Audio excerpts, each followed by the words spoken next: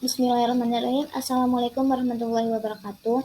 Saya Zahriana Putri dengan NIM F1F1 2001 akan menjelaskan materi tentang metode fisika kimia. Di mana di sini ada dosen pengampunya yaitu Bapak Dr. Andes Syamsurizal MSI.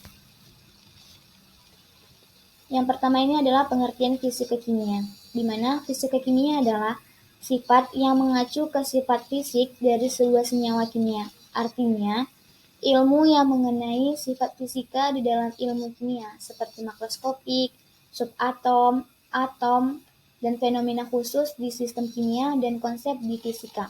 Kemudian, di fisika kimia juga menerapkan prinsip, praktek, dan konsep fisika, seperti gerakan, energi, tenaga, waktu, termodinamika, kimia kuantum, mekanika, dan keseimbangan.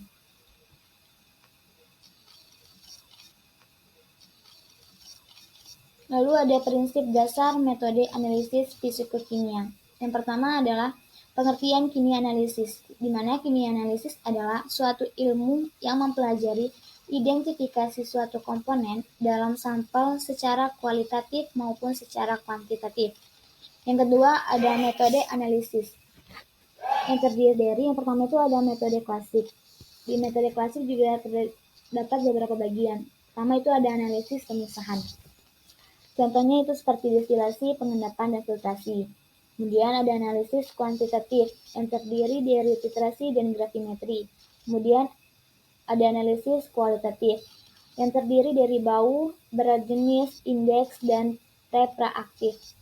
Yang kedua ada metode instrumental yang terdiri dari yang pertama ada analisis pemisahan secara fisika. Baik pemisahan secara fisika kromatografi maupun pemisahan secara spektroskopi.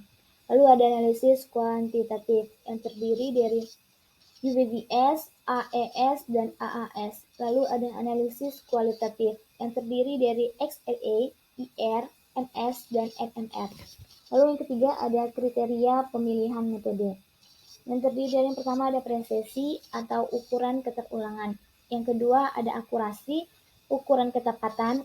Yang ketiga sensitivitas, kemampuan membedakan antara konsentrasi dari analit. Yang keempat ada batas deteksi dan yang kelima ada selektivitas. Selektivitas atau kemampuan membedakan antar analit dengan senyawa lain.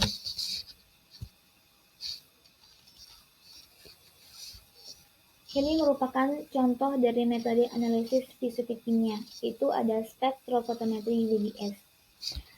Di sini ada contoh alatnya, di mana pengertian dari spektrofotometri UVBS sendiri adalah teknik analisis spektroskopi yang memakai sumber radiasi elektromagnetik ultraviolet dekat, yaitu antara 200 hingga 380 nanometer dan sinar tampak antara 380 hingga 780 nanometer dengan menggunakan instrumen spektrofotometer, di mana analisis dari spektrofotometri ini merupakan analisis kimia yang berdasarkan pada pengukuran intensitas warna larutan yang akan ditentukan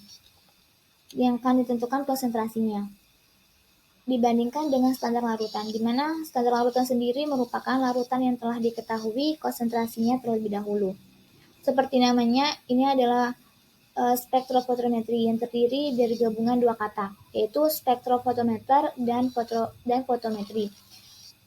Pengertian spektrofotometer sendiri merupakan alat yang menghasilkan sinar dari spektrum dengan panjang gelombang tertentu, sedangkan fotometer merupakan alat pengukur intensitas cahaya yang ditransmisikan atau diabsorpsikan. Lalu ada prinsip dasar spektrofotometri UVBS, di mana prinsip kerja spektrofotometri UVBS adalah interaksi yang terjadi antara energi yang berupa sinar monokromatis dari sumber sinar dengan materi yang berupa molekul.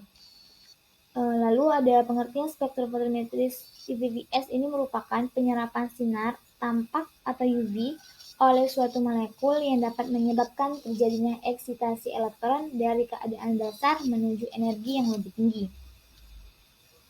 Di mana yang dimaksud dengan monokromatis di sini merupakan sinar yang difokuskan jadi satu gelombang.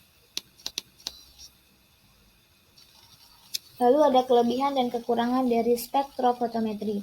Kelebihan dari metode spektrofotometri yang pertama ada panjang gelombang dari sinar putih dapat lebih terseleksi. Yang kedua, caranya itu sederhana. Dan yang ketiga, itu dapat menganalisa larutan dengan konsentrasi yang sangat kecil.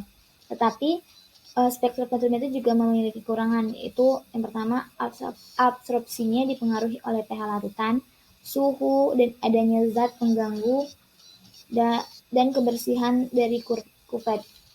Yang kedua, hanya dapat dipakai pada daerah ultraviolet yang panjang gelombangnya lebih dari 185 nanometer. Yang ketiga, pemakaiannya hanya pada gugus fungsional yang mengandung elektron valensi dengan energi eksitasi rendah. Lalu yang keempat, ada sinar yang dipakai harus monokromatis. Sekian penjelasan materi tentang metode fisikokimia dari saya. Wassalamualaikum warahmatullahi wabarakatuh.